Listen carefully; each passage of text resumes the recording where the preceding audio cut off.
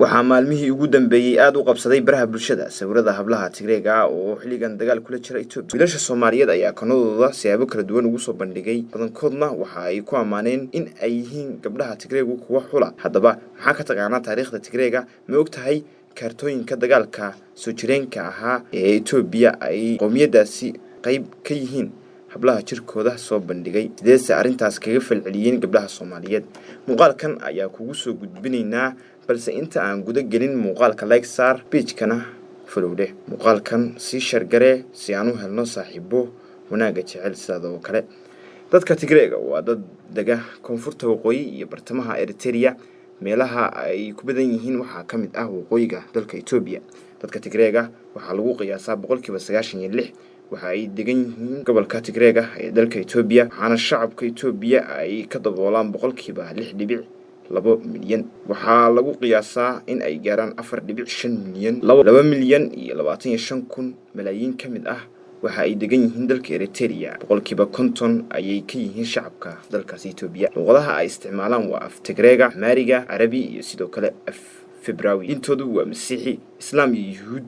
dadka Tigreega waxa ay dhalasho wadaagaan Amxaarada marka la eego qowmiyadahaasi sida ay isku xigaan. haddaba dulucda sheekadaydu ma aha Tigreega ee waa arinta la yaabka noqotay ee wiilasha Soomaaliyeed sawirada yar ee la soo dhigay baraha bulshada ay uga hilmaameen hablihii Soomaaliyeed, iyagoo amaanaya hablaha Tigreega ee baraha bulshada la soo dhigay kadib dagaal ka qarxay gobolkaasi Tigreega. haddaba wiilasheenu ma waxa ay rajo ka qabaan in gabdhaha Tigreega u soo qaxaan Soomaaliya oo ay helaan dumar qiimo badan cidna aan ka dambeyn, mise waa mukul raac oo qalfoofta la nashqadeeyay ayaa dhaka faarisay? aniga ahaan ka fikirkaygu waa quud aan jirin qoryo u guro iyo maamahdii Soomaaliyeed ee ahayd ninkii laba faras fuula waa uu kala jabaa oo waa uu dilaacaa. warajinaya inaad ujeedkayga fahanteen. markaas intaas aan ka nimaano, waxaa jirta taariikh soo jireen ah dagaalka ay galaan Tigreega.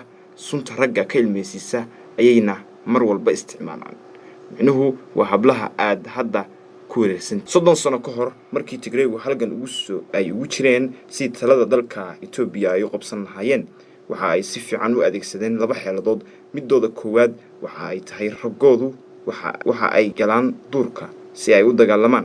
tan labaad waxa ay noqotay dumarkooda waa kuwa jirka ka ganacsada oo maalin iyo habeen la tunta saraakiisha ciidamada la dagaalamaya Tigreega, iyaga oo jirkooda qiimo jaban uga iibsanaya si ay uga helaan xog ku saabsan dagaalka Itoobiya iyo sidoo kale sirta ciidanka Itoobiya. dumarkaasi jarnaal ama dable mid waliba inta lacag uu jeebkiisa ku haya ayay jirkooda uga iibin jireen ilaa raggooda boqolaal sir ah ay uga gudbiyaan ciidamada ka soo horjeeda.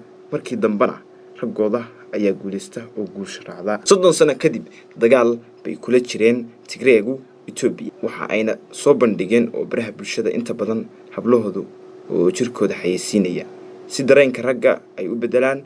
waana xeelad ay Tigreegu had iyo jeer adeegsadaan xilliga ay la dagaalamayaan dalkaas Itoobiya. waa ku mahadsantahay daawashada muuqaalkeena. haddii aad nagu cusub tahay boggeena like saar, follow na dheh. mahadsanidin.